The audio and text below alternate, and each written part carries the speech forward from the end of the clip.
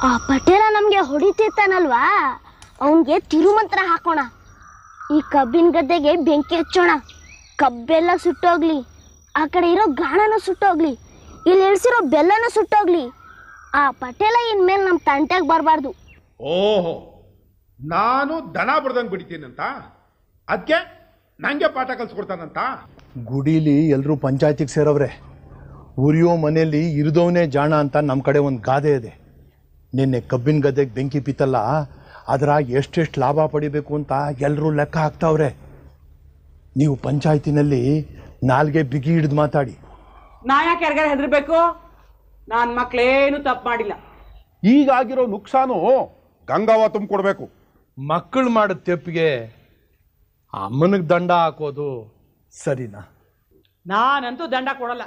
ಏನು ಮಾಡ್ತೀರೋ ಮಾಡ್ಕೊಳ್ಳಿ.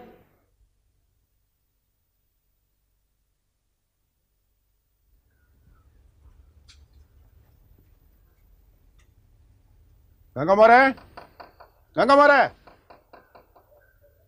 ಗಂಗಮ್ಮರೇ, ಊರವ್ರು ನಾವೆಲ್ಲ ಸೇರಿ ಲೆಕ್ಕ ಹಾಕಿದ್ದೀವಿ. ಸುಟ್ಟೋದ್ ಕಬ್ಬು, ಹಾಳಾದ ಬೆಲ್ಲ, ಕೂಳೆ ಲೆಕ್ಕ, ಕಣೆ ಬಾಬ್ತು ಎಲ್ಲ ಸೇರಿ ಸುಮಾರು 2000 ರೂಪಾಯಿ ಆಯ್ತದೆ.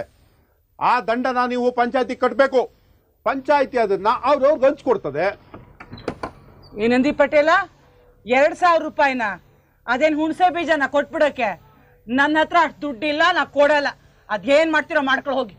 ಓ, ಹಂಗಾರೆ ನಮ್ಮ ಪಂಚಾಯತಿ ತೀರ್ಮಾನಕ್ಕೆ ನೀವು ಬೆಲೆ ಕೊಡಲ್ಲ ಅಂತಲಾ? ಇಲ್ಲ ಇಲ್ಲ, ನನಗೂ ಆ ಕಬ್ಬಿನ ಗದ್ದೆ ಬೆಂಕಿ ಹಿಡಿದಕ್ಕೂ ಏನೇನು ಸಂಬಂಧ ಇಲ್ಲ. ನೀವುಂಟು, ನನ್ನ ಮಕ್ಳುಂಟು, ಏನಾರ ಮಾಡ್ಕೊಳ್ಳಿ. ಸರಿ ಬಿಡು, ನೀ ಕೊಡಲ್ಲ ಅಂದ್ರೆ ಮತ್ತಿನ್ನೇನ್ ಮಾಡಕ್ಕಾಯ್ತದೆ? ನಾವು ಪೊಲೀಸ್ನವ್ರಿಗೆ ದೂರು ಕೊಡ್ತೀವಿ, ಅವ್ರು ಬಂದು ನಿನ್ನ 2 ಮಕ್ಕಳು ಹಿಡ್ಕೊಂಡು ಹೋಗ್ತಾರೆ ಅಷ್ಟೇಯ.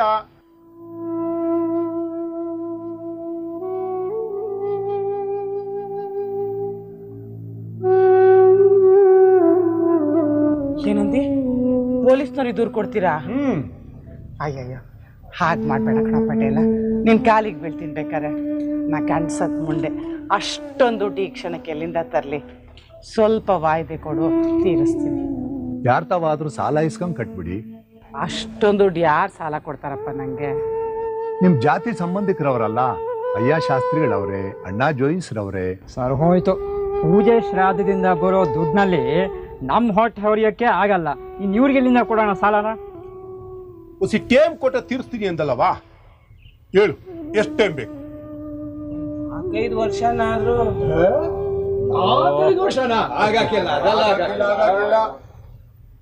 ಸರಿಯಪ್ಪ, ಈಗ ನಾನು ಒಂದು ತೀರ್ಮಾನ ಹೇಳ್ತೀನಿ, ಎಲ್ಲರೂ ಕೂತ್ಕೊಳ್ಳಿ.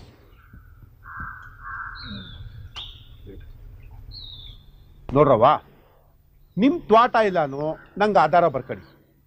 ನಾನು ಯಾರ್ಯಾರಿಗೆ ಎಷ್ಟೆಷ್ಟು ದುಡ್ಡು ಕೊಡಬೇಕೋ ಕೊಟ್ಬಿಡ್ತೀನಿ. ನಿಮ್ಗೆ ಆದಂಗೆ ನನ್ನ ಹಣ ತೀರ್ಸಿ ನಿಮ್ಮ ತ್ವಾಟ ಬರ್ಸ್ಕೊಳ್ಳಿ. ಆಗಲ್ರೇಂದವ? ಏನಂತೀರಾ? ಗಂಗಮ್ಮವ್ರೆ, ಜಮೀನು ಆಧಾರ ಮಡಗಿದ್ರೆ ಆಮ್ಯಾಕೆ ನೀವು ಬದುಕೋದು ಹೆಂಗೆ? ಐನೋರೇ, ನಾನು ಅವ್ರ ತ್ವಾಟ ಮಾತ್ರ ಬರ್ಸ್ಕೊತಾ ಇರೋದು. ಹೊಲ ಅವ್ರ ಹೆಸ್ರಾಗೆ ಇರ್ತದಲ್ಲ, ಅದ್ರಾಗ ಬೇಕಾರೆ ರಾಗಿ ಭತ್ತ ಬೆಳ್ಕೊಂಡು ತಿನ್ಲಿ. ಆದರೂ ಭೂಮಿ ತಾಯಿ ಅಡ ಇಟ್ಟು ಸಾಲ ತೆಗಿಬ್ಯಾಡ್ದು. ಸ್ಥಿರಾಸ್ತಿ ಮೇಲೆ ಕಾಗದ ಪತ್ರ ಮಾಡಿಸಿ ಸಾಲ ತೆಗೆದ್ರೆ ಅದಕ್ಕೆ ಬಡ್ಡಿ ಗಿಡ್ಡಿ ಸೇರಿಕೊಳ್ಳುತ್ತೆ. ಅದನ್ನು ನಿಭಾಯಿಸೋದು ನಿಮಗೆ ತಿಳಿಯೋಕ್ಕಿಲ್ಲ. ಅದಕ್ಕೆಂತ ತಿಳುವಳಿಕೆ ಬೇಕು? ನಾನೇನು ಚಕ್ರ ಬಡ್ಡಿ ಹಾಕ್ತೀನ? ಬಡ್ಡಿ ಇಲ್ಲದೆ ಸಾಲ ಕೊಡೋದು ಧರ್ಮ ಅಲ್ಲ ಅಲ್ವಾ ರೇವಣ್ಣ? ಅದಕ್ಕೆ ಸಾಧಾರಣ ಬಡ್ಡಿ ಹಾಕ್ತೀನಿ. ಅದು ಏನೇ ಅಂದರೂ ಈ ವ್ಯವಹಾರನೇ ಬ್ಯಾಡ. ಗಂಗಮ್ಮವ್ರೆ, ಹೆಂಗೆ ಆದರೂ ನಿಮ್ಮದು ಶಾನ್ ಬೋಗ್ರು ಮಂತನ. ಮನೆಯಾಗೆ ರವಷ್ಟು ಚಿನ್ನ ಬೆಳ್ಳಿ ಇದ್ದೇ ಇರುತ್ತೆ. ಅದನ್ನು ಮಾರಿ ಹಣ ತುಂಬಿಸಿ. ಆ ಚಿನ್ನ ಬೆಳ್ಳಿ ಹಿರಿಕರು ಮಾಡಿಸಿದ್ದು, ಅದನ್ನ ಮಾರಿ ಹಣ ಕೊಡೋಕೆ ಮನಸ್ಸು ಬರ್ತಾ ಇಲ್ಲ ಐನೂರು.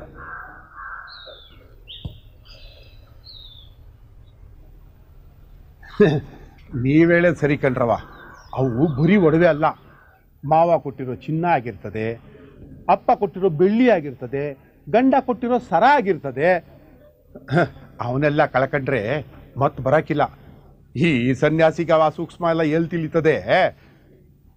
ಈಗ ಹೇಳಿ, ನೀವು ಆ ವೈನ್ ಮಾತು ಕೇಳ್ತಿರೋ ಇಲ್ಲ ಗ್ರಾಮ ತಿಳುವಕಸ್ ಮಾತು ಕೇಳ್ತಿರೋ? ನಮ್ಮ ಮಾತು ಒಪ್ಪಿಗೆ ಇರೋದಾದ್ರೆ ಹೇಳ್ರವ, ನಾಳೆನೇ ಗಾಡಿ ಕಟ್ಸಿ ಟಿಪ್ಟೂರ್ಗೆ ಹೋಗೋಣ.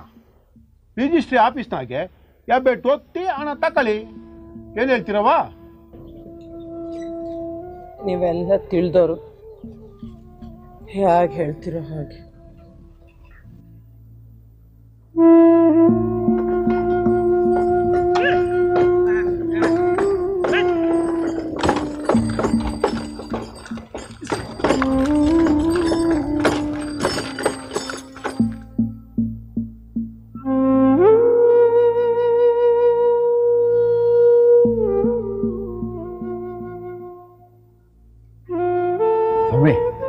ಪತ್ರವ ಒಸಿ ಓದಿ ಹೇಳ್ಬಿಡಿ, ಗಂಗಾವರು ತಿಳ್ಕೊಳ್ಳಿ.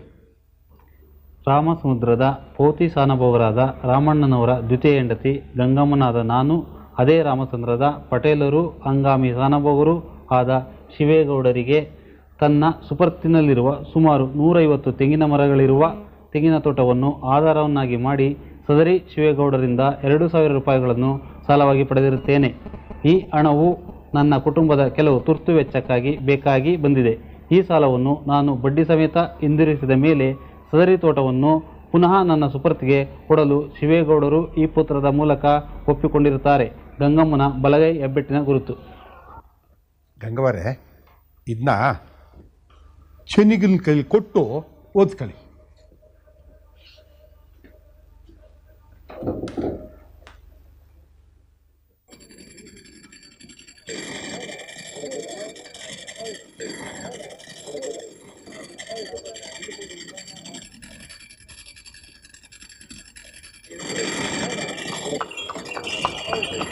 ಚನ್ಗ, ಏ ಚನ್ಗ,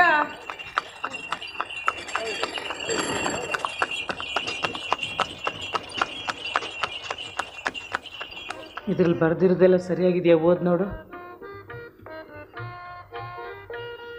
ಹಾಂ, ಎಲ್ಲ ಸರಿಯಾಗಿದೆ. ಹೆಬ್ಬೆಟ್ಟೊತ್ತಿ ದುಡ್ಡು ತಗೋ. ಸರಿ, ನೀವಿಬ್ರು ಇಲ್ಲಿ ಕೂತಿರಿ, ಬರ್ತೀನಿ.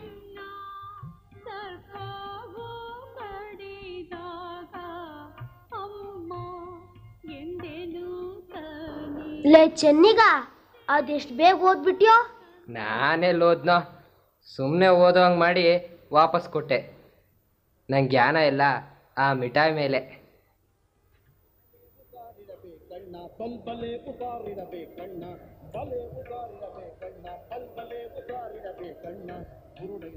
ಆ ಪಟೇಲ್ರಿ ಈಗ ಅಮ್ಮಂಗೆ ದುಡ್ಡು ಕೊಡ್ತಾರಲ್ವಾ? ಬಾ, ಆ ಮಿಠಾಯಿ ಕೊಡ್ಸು ಅಂತ ಅಮ್ಮಂಗೆ ಹೇಳೋಣ. ಬಾ.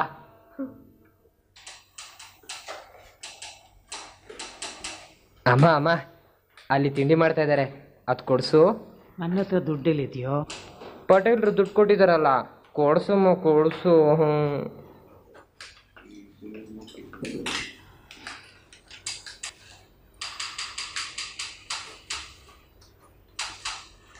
ಅಮ್ಮ ಅಮ್ಮ, ನಂಗೆ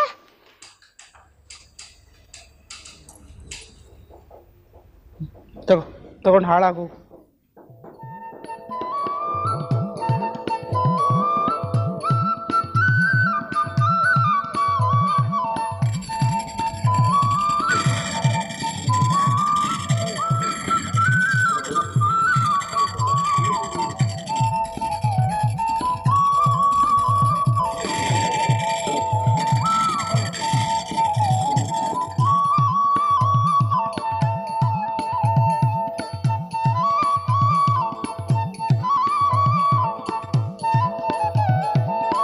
ಅಪ್ಪಣ್ಣ, ನಿನ್ ಕಬ್ಬಿನ ಗದ್ದೆಗೆ ಬೆಂಕಿ ಹಚ್ಚಿದ್ದು ಒಳ್ಳೇದೇ ಆಯ್ತು ನೋಡು.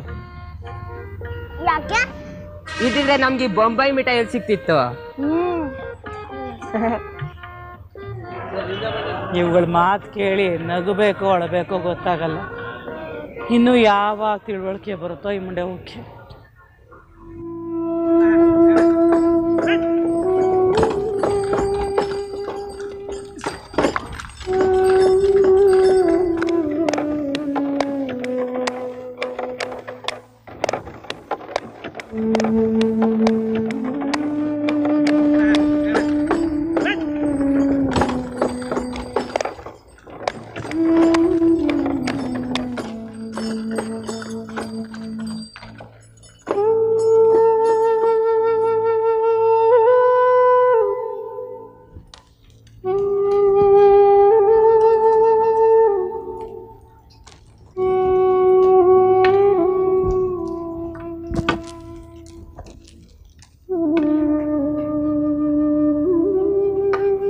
ಗಂಗಮ್ಮವ್ರೆ, ಏನೋ ಹೇಳು ಕಳ್ಸೋದ್ರಂತೆ, ಏನು ವಿಷಯ? ಬನ್ನಿ ಐನವ್ರೆ, ಕೂತ್ಕೊಳ್ಳಿ. ಅಪ್ಪಣ್ಣ ಮಣೆ ಹಾಕು. ಬ್ಯಾಡ್ ಬಿಡವ, ನೆಲ ತಣ್ಣಗದೆ. ತಡೀರಿ, ಮಣೆ ತರ್ತಾನೆ. ಬ್ಯಾಡ್ ಬಿಡಪ್ಪ, ಏನು ವಿಷಯ?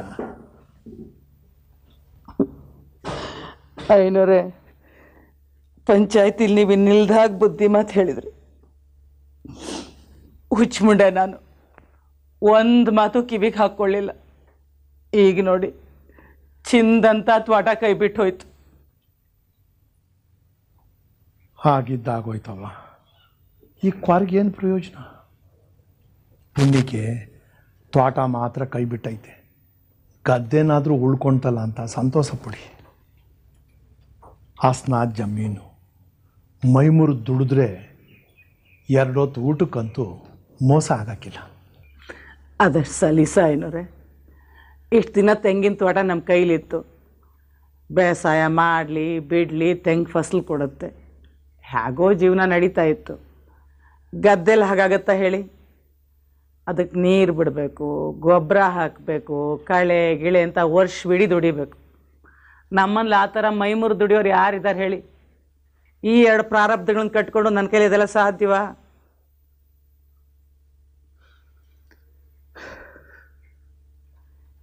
ಈ ಅಪ್ಪಣ್ಣನ ನಿಮ್ಮ ಕೈಲಂತೂ ಬಗ್ಸಕ್ಕೆ ಸಾಧ್ಯ ಆಗಲಿಲ್ಲ. ಅದಕ್ಕೆ ಅವನ್ನ ಬೇರೆ ಊರಿಗೆ ಓದಕ್ಕೆ ಕಳಿಸಿದ್ರೆ ಹಾಗೆ ಅಂತ. ನಾವು ಓದಕ್ಕೆ ಹೋಗಲ್ಲ, ನಾನು ಎಲ್ಲಿಗೂ ಕಳಿಸ್ಬೇಡಿ.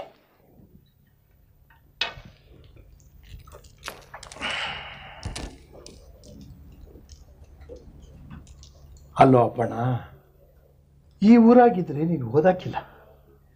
ಬೇರೆ ಈ ಸ್ಕೂಲಿಗೆ ಸೇರಿಕೊಂಡ್ರೆ ರವಷ್ಟು ವಿದ್ಯಾನಾದರೂ ಕಲಿತೀಯ ಅಂತ ನನ್ನ ಮಾತು ಕೇಳು. ನಾನು ಯಾರ ಮಾತನ್ನು ಕೇಳಲ್ಲ. ನಾನು ಓದಲ್ಲ ಅಂತ ಹೇಳಿದ್ಮೇಲೆ ಮುಗ್ದೋಯ್ತು.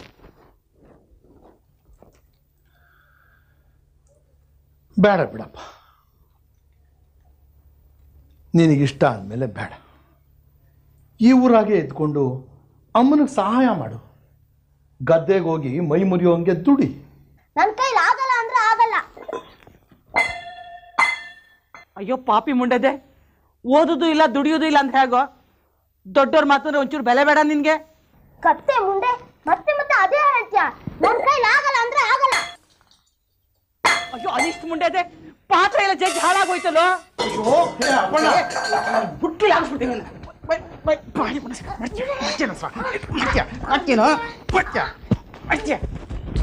ನನ್ನ ತಂಟೆಗೆ ಬಂದ್ರೆ ಕತ್ತೆ ಸಾಯಿಸ್ಬಿಡ್ತೀನಿ.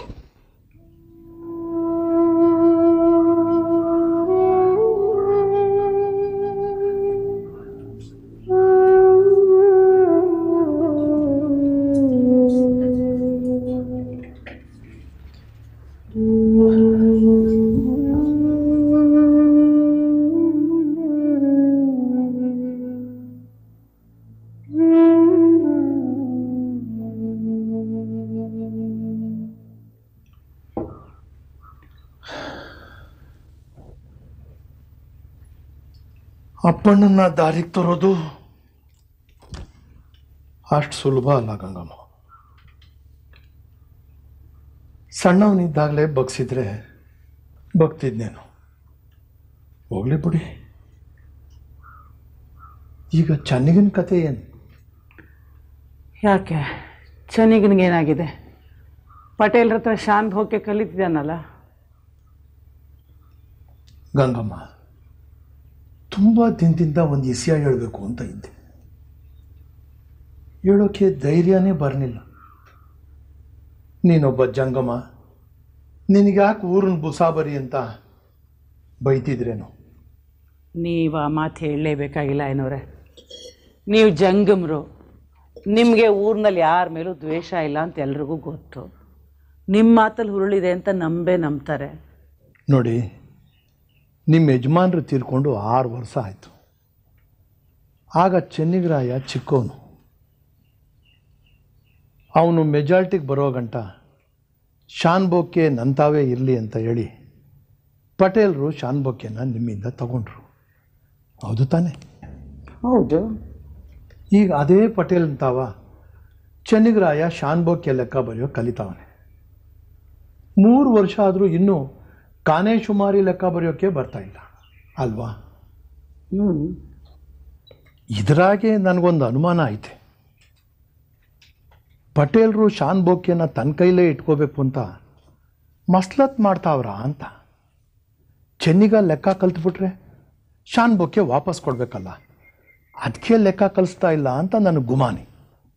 ಅಯ್ಯೋ, ನನಗೆ ಈ ವಿಷಯ ಹೊಳದೇ ಇರಲಿಲ್ಲ ಏನೋರೆ. ಹೀಗಾದರೆ ಇನ್ನು 10 ವರ್ಷ ಪಟೇಲ್ನ ಹತ್ರ ಕಲ್ತರೂ ಚೆನ್ನಿಗೆ ಲೆಕ್ಕ ಬರೋಲ್ಲ. ಮತ್ತೇನು ಮಾಡೋದೀಗ? ಚೆನ್ನಿಗನ್ನ ಬೇರೆ ಯಾರ್ತಾವಾದರೂ ಕಲಿಯೋಗ್ಬಿಟ್ರೆ? ಯಾರಿದ್ದಾರೆ? ಹಳೆ ಬೀಡು ವೆಂಕಟೇಶನ ಹತ್ರ ಬಿಟ್ರೆ ಹಾಗೆ? ಬೇಡ್ರ, ಅವ್ರಿಗಿಂತ ಹೊನ್ನವಳ್ಳಿ ಸೀತಾರಾಮಯ್ಯನವರೇ ವಾಸಿ. ಅವರಿಗೆ ನಿಮ್ಮ ಯಜಮಾನರು ತುಂಬ ಪರಿಚಯನಂತೆ. ಶಾನ್ ಬೊಕ್ಕೆ ಲೆಕ್ಕದಲ್ಲಿ ಎತ್ತಿದ ಕೈ. ಅಮೂಲ್ದಾರ್ ಕೂಡ ಅವ್ರನ್ನ ಪ್ರಶ್ನೆ ಮಾಡೋಕ್ಕೆ ಎದುರ್ಕೋತಾರಂತೆ. ಅಷ್ಟು ಒಳ್ಳೆ ಲೆಕ್ಕ ಬರೀತಾರೆ. ಅವರಂಗೆ ಖಾತೆಗೆ ಹೆಡ್ಡಿಂಗ್ ಕಟ್ಟಿ ಕೆಂಶಾಯಲ್ಲಿ ಗೆರೆ ಎಳೆಯೋದನ್ನು ಕಲಿಯೋದಕ್ಕೆ 3 ತಿಂಗಳಾಗಬೇಕಾಗುತ್ತಂತೆ. ಅದು ಅಲ್ಲದೆ ಹೊನ್ನವಳ್ಳಿ ನಮ್ಮೂರಾಗೆ ಹಳ್ಳಿ ಅಲ್ಲ, ತಾಲೂಕಾ ಜಾಗ. 100 ಜನರು ಪರಿಚಯ ಆಗುತ್ತೆ. ಆವಾಗನ ಚೆನ್ನಿಗಾರವಷ್ಟು ಚುರುಕಾಗ್ತಾನೋ ನೋಡೋಣ ಅಂತ. ಏನಂತೀರ? ಸರಿ ಏನೋರೆ, ನೀವು ಹೇಳಿದ ಹಾಗೆ ಮಾಡೋಣ. ಇನ್ನು ಹಿಂದ್ಲೇಟ್ ಹಾಕಬೇಡಿ. ಈ ಭಾನುವಾರನೇ ಗಾಡಿ ತಗೊಂಬ ಅಂತ ಕುಳ್ವಾಡಿ ಮಾಚಂಗಿ ಹೇಳಿ ಕಳಿಸಿ.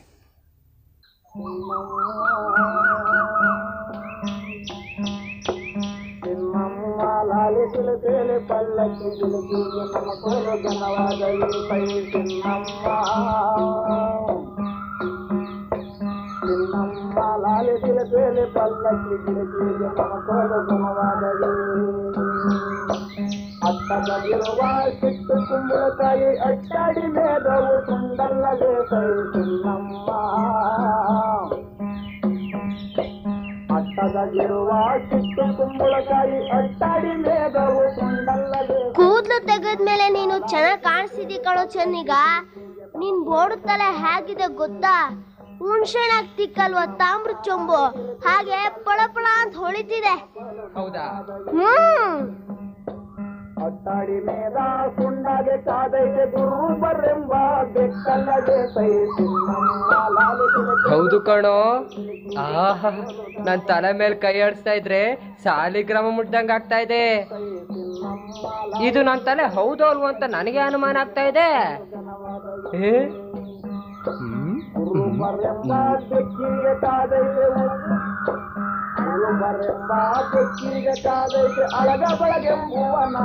ಏನ್ ಮರೀಶಾನ್ ಹೋಗ್ರು ಚೋರಾಗಿರೋ ಬೋಜೋರಾಗಿ ನಡೀತಾ ಇದೆ. ನಾಳೆ ನಾನು ಹೊನ್ವಳ್ಳಿಗೆ ಹೊರಡ್ತಾ ಇದ್ದೀನಿ. ಹೊನ್ವಳ್ಳಿಗ? ಯಾಕಪ್ಪ, ಯಾವ್ದಾರ ಹೆಣ್ಗಿನ್ ನೋಡ್ ಮದುವೆ ಆಯ್ತು ಏನು? ಇಲ್ಲ ಇಲ್ಲ, ನಾನು ಸೀತಾರಾಮನವ್ರ ಹತ್ರ ಶಾನ್ ಬೊಕ್ಕೆ ಕಲಿಯಕ್ ಹೋಗ್ತಾ ಇದ್ದೀನಿ. ಯಾಕಪ್ಪ, ನಂತವೇ ಶಾನ್ ಬೊಕ್ಕೆ ಕಲಿತಿದ್ಯಲ್ಲ? ಯಾಕೋ ಗೊತ್ತಿಲ್ಲ, ಐನವ್ರು ಇಲ್ಲಿ ಕಲಿಯೋದು ಬೇಡ ಅಂದ್ರು, ಅದಕ್ಕೆ ಅಮ್ಮ ಒನ್ವಳ್ಳಿ ಕಳಿಸ್ತಾ ಇದ್ದಾಳೆ. ಹಂಗೋ ವಿಷಯ. ಅಮ್ಮವ್ರು ಎಲ್ಲವ್ರೆ? ಮನೆ ಹತ್ರ ಇರಬೇಕು. ಸರಿ.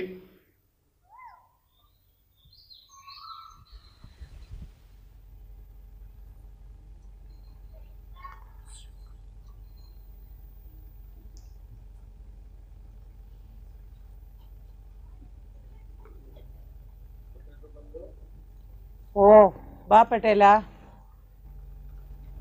ಓಹೋ, ಶಾನ್ ಬಗ್ಗೆ ಕೋಟೆಲ್ಲ ಈಚೆಗೆ ಬಂದ್ಬಿಟ್ಟದೆ. ಏನು ಮಗನ್ನ ಒನ್ವಳ್ಳಿ ಕಳ್ಸೋ ತಯಾರಿ ನಡೀತಾ ಅದೋ? ಯಾಕ್ರವ ಅಷ್ಟು ದೂರ ಕಳಿಸ್ತೀರಾ? ನಂತವೇ ಕಲ್ತಿದ್ರೆ ಆಯ್ತಿರ್ಲಿಲ್ವಾ? ಇತ್ಲಾಗ ಸಾಲದ ಬಗ್ಗೆನೂ ಕಲಿಬೋದಾಗಿತ್ತು, ನಿಮ್ಗೋಸಿ ಸಹಾಯನೂ ಮಾಡ್ಬೋದಾಗಿತ್ತು. ಇಲ್ಲ ಪಟೇಲ, ಇದೇ ಊರಲ್ಲಿದ್ದರೆ ಅವನು ಪೋಲಿ ಬಿದ್ದು ಹೋಗ್ತಾನೆ. ನೀನೇ ನೋಡ್ದಿಯಲ್ಲ ಅವನೇನು ಮಾಡ್ದ ಅಂತ. ಮಕ್ಕಳು ಪುಂಡಾಟಿಕೆ ಮಾಡಿದೆ, ನಮ್ಮಂತ ನಿಮ್ಮಂತ ಬುದ್ಕರು ಮಾಡೋಕ್ಕಾಯ್ತದ? ಹಂಗೆಲ್ಲಾರ ದುಡ್ಕಿ ದೂರ ಕಳಿಸ್ಬಿಟ್ಟಿರ. ಮೊದಲೇ ಕೇಳಿದ್ದಿಲ್ಲ ಗಾದೆಯ, ದೂರ ಹೋದ್ ಮಗ ದುರಭ್ಯಾಸ ಕಲ್ತ ಅಂತ. ಎಲ್ಲಾರ ಕಿಟ್ ಹೋದಾನು. ಕೆಡಕ್ಕಿನ್ನೇನು ಉಳಿದಿದೆಯೋ ಪಟೇಲ? 3 ವರ್ಷ ಆಯಿತು ಲೆಕ್ಕ ಕಲಿತಾ. ಅವನಿಗೆ ನೆಟ್ಗಿನ್ನೂ 3 ಖಾತೆ ಹೆಸರು ಹೇಳಕ್ಕೆ ಬರೋದಿಲ್ಲ.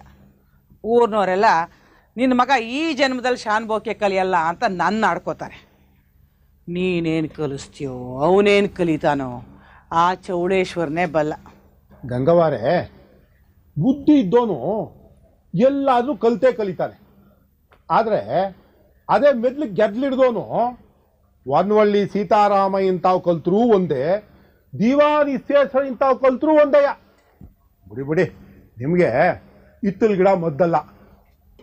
ಆ ಒನ್ವಳ್ಳಿ ಸೀತಾರಾಮ ಇಂತಾವ ಅದೇನೇನು ಕಲ್ತ್ಕೊಂಬರ್ತಾನೋ ಕಲ್ತ್ಕೊಂಬರ್ಲಿ, ನಾನು ನೋಡ್ತೀನಿ.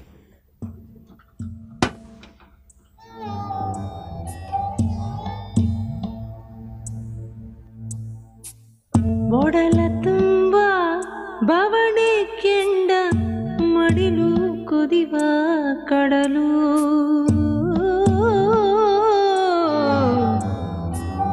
ದಿನವೂ ಪ್ರಶ್ನೆ ಮೇಲೆ ಪ್ರಶ್ನೆ ಎರಗಿ ಸಿಡಿವ ಸಿಡಿಲು.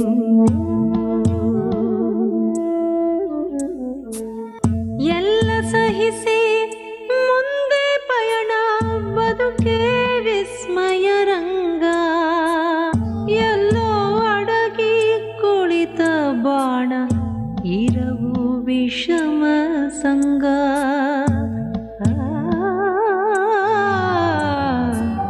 ಹೃದಯ ಗೃಹವೇ ಬಿರಿದು ಭಂಗ ಬಾಳುವಳಲ ಬಳಗ.